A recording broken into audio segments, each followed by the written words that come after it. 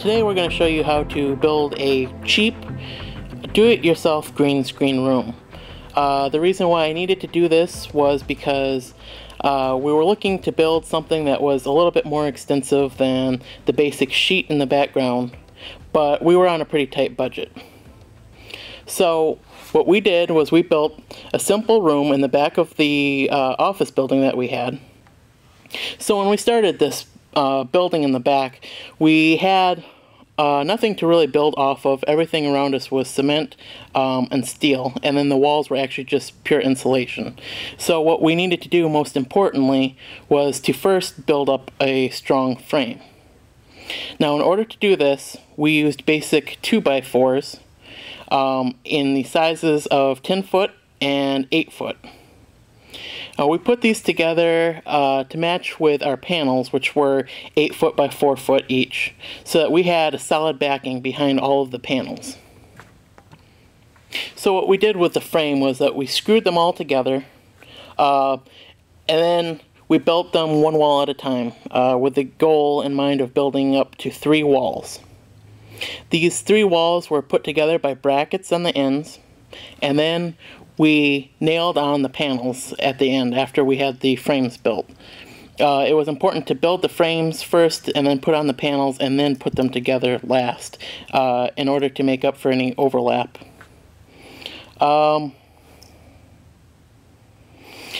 After a while, we began to switch from nails into just particle board screws to stick the panels onto the 2x4s, because after a while the nails just got too tiresome and hard to do.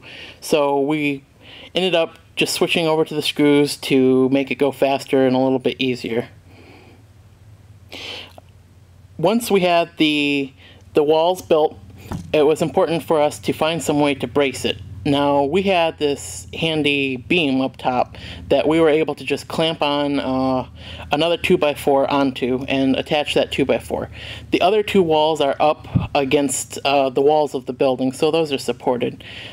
I can't speak for every single building, but it's important that you find some way to make sure that your walls are stable and steady and won't tip over easily, because once you start getting actors in there, it could become dangerous. Once we had those walls built, we went ahead and we built the door frame as well. We needed a spot for us to walk in, and the way our building was laid out and the way we had a shelving unit behind it, it was best to have a changing room on the other side. So we built our framework for our doorway and just had one panel up above, and then just built a simple 4x4 changing room in the back. The changing room was simple because we don't have anything overly complicated we need with it. Just a simple place for people to hop in and change real quick between shoots. So we used a simple piece of particle board for each wall.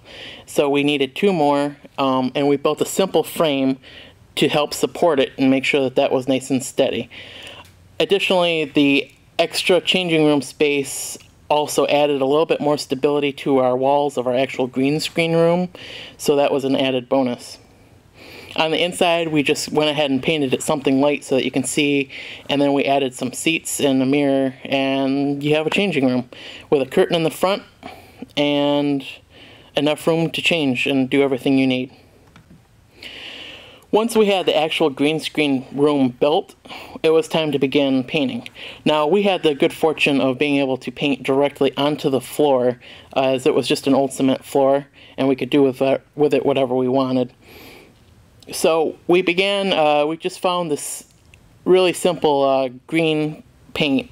It was just Dura paint, Dutch Boy Dura paint, and it just went over the particle board. We needed 2 layers on top of a layer of primer as well.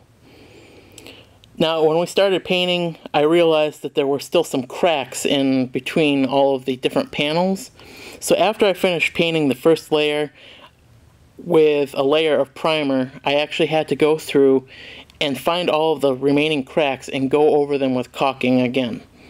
Now, once I went over them with caulking, I just let that dry overnight, and then I went back over it with another layer of paint, and the whole problem was solved.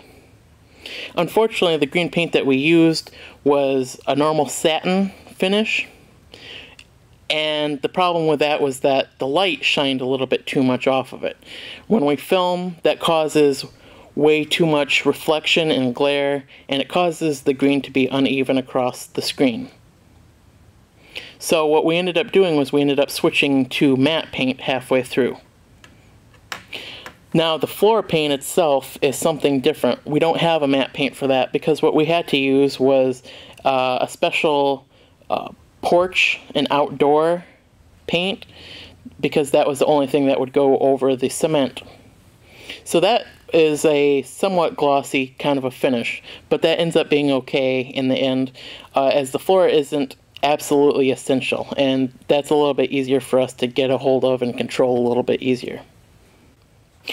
Now in the back we also have a little bit of extra room. We built it just deep enough that we still had half of the space in the back of our building to use for storage of props and for building props and for general maintenance and fixing things, as well as putting on makeup and storing things. This is absolutely essential to make sure that you actually have room to work, that you're not filling the entire building or the entire area with just green screen, because eventually you're going to need some space to work as well. Now with a room like this that's being used for photography and video, it's absolutely essential that you're able to control the light in that room. So we ended up taking out the lights out of the fixtures from up above, and then in order to make sure that we blocked out all the light from the rest of the building, we also draped the doorway with a fabric that reached all the way from the top and the bottom. We just put the fabric, we sewed on a loop at the top and put a bar across the doorway, and then just put the fabric inside, and that creates a very convenient doorway for us to walk through, and it blocks out all the light. And with that, your budget do-it-yourself green screen room is ready for action.